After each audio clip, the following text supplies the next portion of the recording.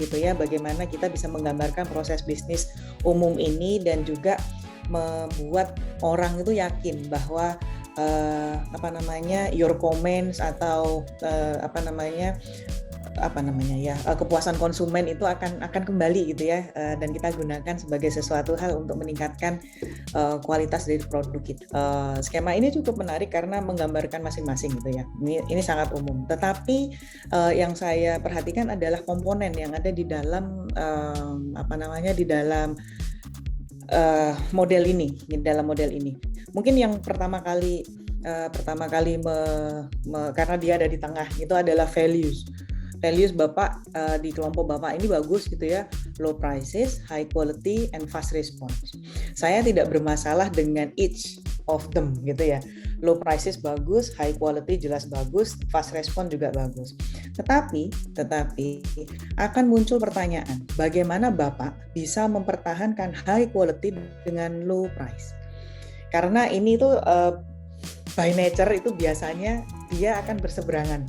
Kalau Bapak memilih untuk high quality, most likely Bapak pasti akan berpegang sedikit pada peningkatan margin yang nggak akan mungkin Bapak akan turun. Lalu kita lihat juga nanti ke depannya nih ya, mungkin ke depannya nanti setelah mungkin wabah ini selesai berlangsung, kita tahu bahwa mungkin tren kayak WFH, WFO itu akan terus berlanjut, sehingga produk yang kami coba inisiasi ini mungkin potensinya akan terus gitu loh, akan sustainable, akan berkelanjutan, tidak hanya di masa pandemi ini saja.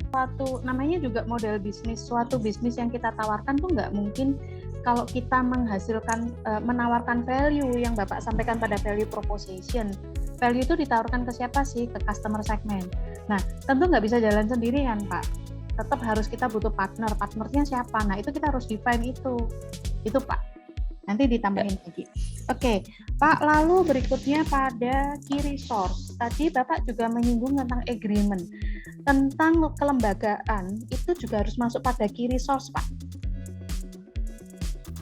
Kayak gitu.